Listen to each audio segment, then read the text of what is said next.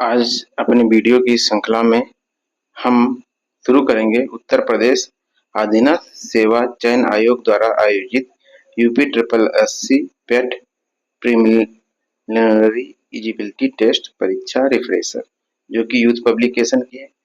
अगर आप चाहते हैं ऐसे वीडियो मैं लाता रहूं तो चैनल को सब्सक्राइब जरूर कर लें, वीडियो से ज़्यादा शेयर करें और लाइक करें। चलिए शुरू करते हैं। प्रारंभिक पात्रता परीक्षण पेट का जो है सिलेबस दिया गया है।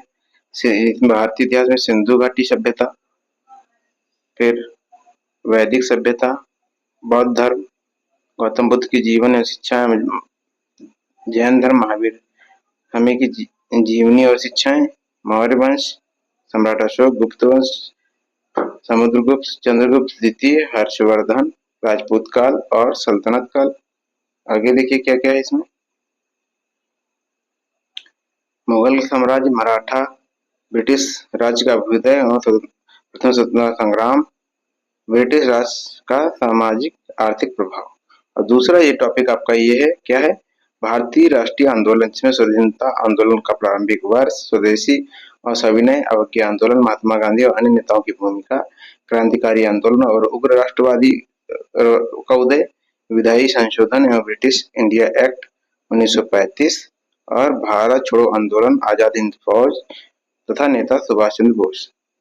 तो चलिए, और बाकी ये सिलेबस है, देखिए ये ज्योग्राफी का है, फिर अर्थव्यवस्था है आपकी, फिर संविधान और लोक प्रशासन, विज्ञान और अंकगणित, हिंदी, अंग्रेजी, तर्क शक्ति, जो रीजनिंग का है, सामान्य जागरूकता वाला सेक्शन है ये, और बाकी ग्राफ और हिंदी गद्यांश और तालिका व्याख्या, ये समसामयिकी वगैरह।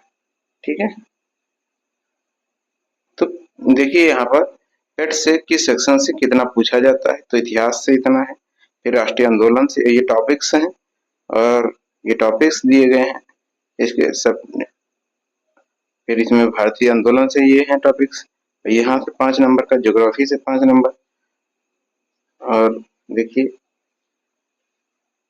भारतीय अर्थव्यवस्था से 5 नंबर का पूछा जाता है, संविधान से 5 अंक का पूछा जाएगा, और सामान्य विज्ञान से 5 अंक, प्रारंभिक गणित से 5 अंक, सामान्य हिंदी अंग्रेजी से 5 अंक, तर्क शक्ति से 5 अंक, समसामयिकी से 10 अंक, सामान्य जागरूकता से 10 अंक, और ये आपके जो अपठित गद्यांश रहेगा, और आगे देखिए ग्राफ की व्याख्या विश्लेषण, तालिका की व्याख्या और विश्लेषण, ये 10-10 अंकों के रहेंगे।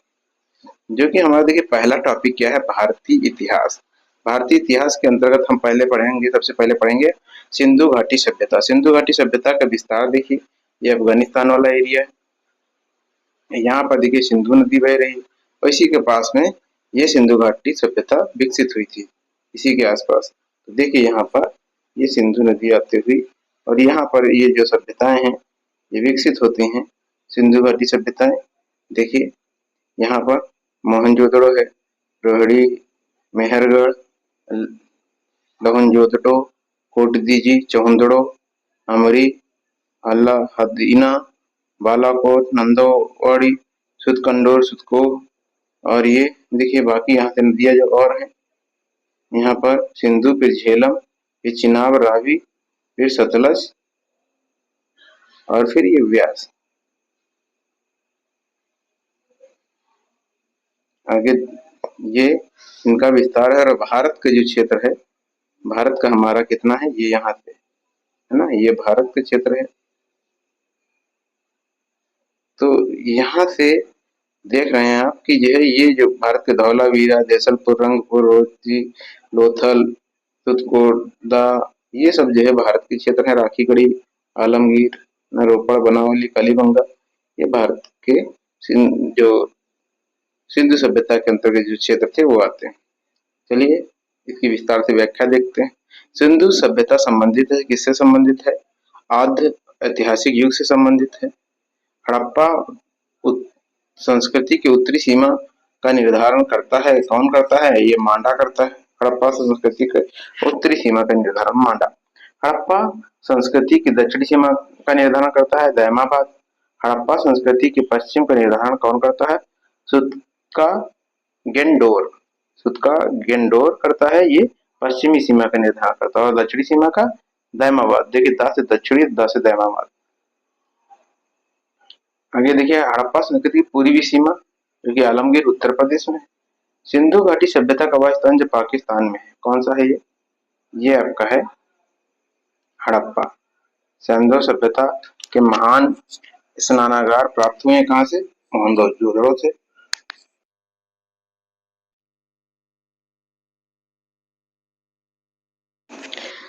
सिंधु सभ्यता के महान स्नानागार मोहनजोदड़ो से। सिंधु घाटी सभ्यता की विकसित अवस्था में ही वह स्थल जहाँ से धर्म में कुओं के अवशेष मिले हैं, तो कहाँ से मिले हैं? ये मोहनजोदड़ो से मिले हैं। सिंधु घाटी सभ्यता का पतन नगर क्या था? लोथल था। आगे देखिए मृग पट्टिका पर उत्कीर्ण सिंह युक्त देवता की कृति कहाँ से प्राप्त हुई है? लोथल से प्राप्त हुई। आगे देखते हैं हाथी दांत का पैमाना हड़प्पा संदर्भ में मिला है कहाँ से? लोथल से। हड़प्पा के उत्खनन करने वाले प्रथम पुरातत्वविद जो इसके महत्व को नहीं समझ पाए थे, कौन थे? Sir John Marshall. सिंधु सभ्यता शब्द का सर्वप्रथम प्रयोग किया था सर जॉन मार्शल ने। सिंधु सभ्यता से संबंधित केंद्र जो उत्तर प्रदेश में स्थित है, आलमगीरपुर एवं उल्लास। हड़प्पा सभ्यता स्थल लोथल स्थित है गुजरात में। हड़प्पा संस्कृति के संदर्भ में शालकृत स्थापत्य के प्रमाण मिले हैं, धौलावीरा से मिले हैं। जुते हुए खेत की खोज की गई थी कालीबंगा से। भारत का सबसे बड़ा हड़प्पन पुरा स्थल है राखी गढ़ी। मनका बनाने का कारखाना कहाँ से प्राप्त हुआ है? चौंदड़ो से। भारत में कपास की खेती का सबसे पहला साक्ष्य प्राप्त हुआ है कहाँ से? मेहरगढ़ से प्राप्त हुआ है। आगे देखते हैं हड़प्पा का वह स्थान जहाँ से मिट्टी के हल की आकृति मिली है, कहाँ से मिली है? बनावली से मिली है। हड़प्पा स्थल जहाँ से शैव पेटिका ताबूत के प्रमाण मिले हैं, तो शव पेटिका जो हड़प्पा स्थान स्थल जहाँ से शव पेटिका ताबूत के प्रमाण मिले हैं, कहाँ से मिले हैं? हड़प्पा से मिले हैं। भारत में स्वतंत्रता के बाद सर्वाधिक संख्या में हड़प्पन स्थलों की खोज हुई थी, कहाँ हुई थी? गुजरात में हुई थी। आगे देखते हैं अब देखिए सिंधु सभ्यता के प्रमुख स्थल, नदी, उत्खननकर्ता और उसकी वर्तमान स्थिति क्या है।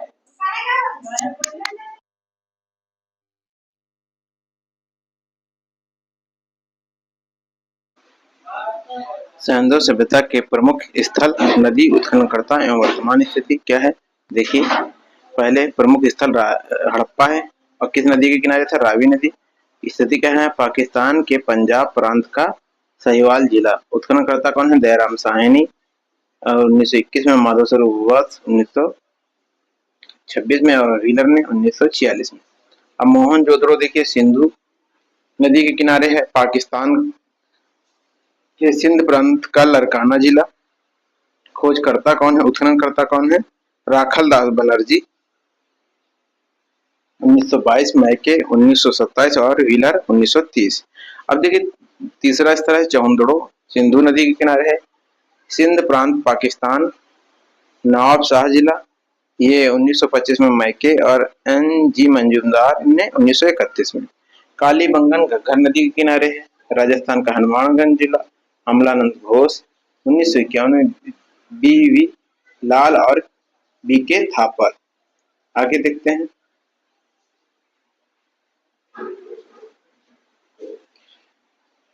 आगे का हमारा स्थल है क्या है आपका? ये कोट दीजिए सिंधु नदी के किनारे, सिंध प्रांत का खैरपुर स्थान और इसके उत्खननकर्ता फजल अहमद 1953। रंगपुर मादर नदी के किनारे, गुजरात का कठियावाड़ जिला, रंगनाथ राव 1953-54 में। अब रोपड़ सतलज नदी के किनारे है, पंजाब का रोपड़ यज्ञ दत्त कौन थे इसमें?